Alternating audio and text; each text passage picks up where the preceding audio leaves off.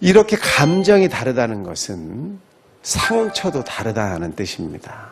우리가 스트레스라는 말을 다른 말로 하면 마음의 상처라고 하는 거예요. 마음이, 감정이 크면 상처도 크고 깊은 거예요. 근데 감정이 별로 없으면 상처가 별로 없어요. 똑같은 일을 당해도 남자는 아유 별거 아니게 이렇게 느껴지고 여자는 너무 많이 아파요. 이 차이 때문에 남자가 느끼는 게 다르니까 어떻게 인간아 너는 그러고 사냐 이 소리가 저절로 나온다 이거예요. 근데 남자는 아프다는 거 이해가 잘 안 되는 거야. 시어머니랑 며느리가 싸우면 둘 중에 한 사람이 쓰러지죠. 그죠?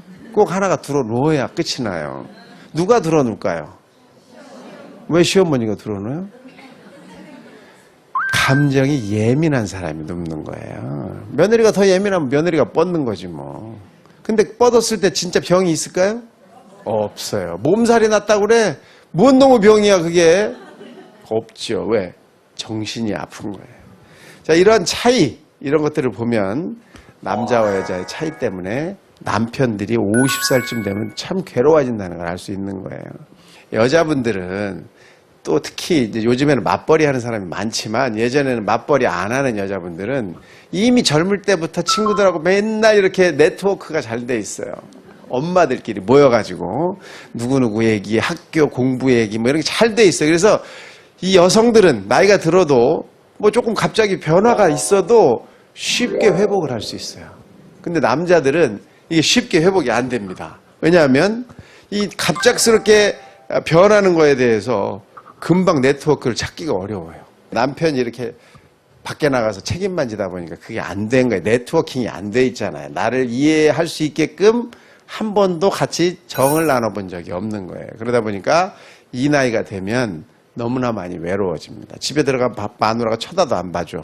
자식들도 이미 나랑 싸워서 하도 싸워서 나한테 혼이 나서 싫어. 그러니 내가 어디다가 정을 주고 붙일 데가 없는 거죠. 그래서 이때 남자들이 꼭 해야 될 거, 알아야 될 게 뭐예요? 혼자 할 수 있는 일이 많아야 돼요. 극장 구경도 혼자 갈 줄 알아야 되고 밥도 혼자 먹을 줄 알아야 되고 청소, 빨래 혼자 할 줄 알아야 부인한테 딴소리 안 하고 자기 혼자 잘할 수 있어요. 자, 이 남자들이, 이 50대 남자들이 원하는 게 또 생겨요. 두 번째 원하는 게 뭐냐 하면 부부관계입니다. 나이가 들면 사실 다른 사람들이 볼 때는 정력이 떨어지면서 이런 부분에 대해서 관심이 없을 것이다. 여자도 이 시기가 되면 폐경이 되면서 나 끝났어 이렇게 생각을 할 수 있지만 사실은 그렇지 않다는 거예요. 왜냐하면 이런 성적인 부분은 개개인에 따라서 차이가 크게 나지도 않고 그 다음에 상당히 오랜 시간 동안 나이가 들어도 꼭 필요한 거고 이걸 통해서 정신적으로 활성이 되면서 노화나 치매를 예방하는 그런 기능이 있다고 그래요. 여러분 남편을 기살려 주려면 이런 부분에 대한 생각도 가지고 있어야 된다 이거예요. 야, 네가 여지껏 망나니 짓만 하고 다녔으니까 다시는 내 옆에 오지 마. 이게 안 된다 이거죠. 네? 나는 지금 너무너무 싫어 이런 게. 그런 여자분들도 굉장히 많다고 그래요. 근데 그게 남편이 싫어져서 남편과의 관계에서 상처를 받으면서 싫어진 거지 육체적으로는 아니라는 거죠. 그래서 여러분들도 그런 부분도 좀 생각을 해줘야 되겠다 이거예요. 이해가 되세요? 네. 또 하나의 차이가 있어요. 남자는 어떤 사람하고 대화를 해도 해결책을 찾으려고 합니다. 여자가 부인이 나한테 뭐라고 얘기를 하면 그래? 어떤 놈이 그랬어? 어떤 놈이 그랬다고 내가 가서 해결해 줄게. 이렇게 얘기를 해요. 왜? 나는 해결을 해주는 사람이거든.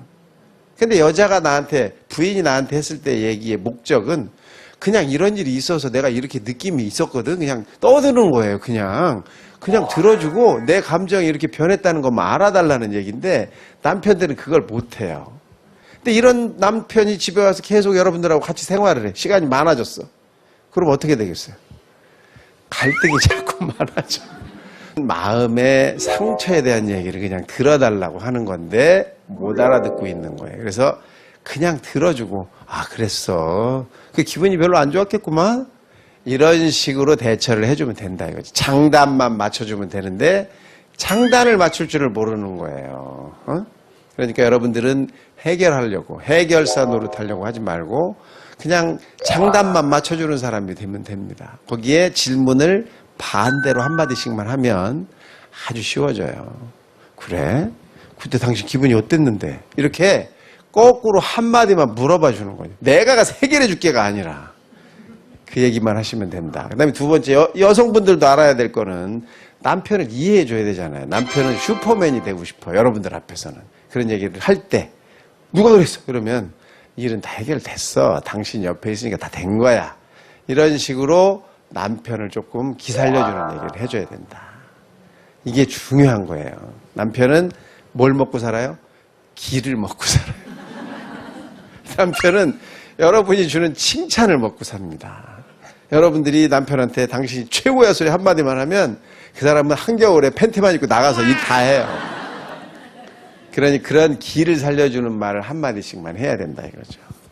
재밌어요? 네. 운동도 이때는 서서히 천천히 작은 운동, 강도가 낮은 운동을 해야 된다. 그래서 대안으로 나와 있는 게 NEAT라는 게 있어요. NEAT인데 Non-Exercise, 운동이 아니야.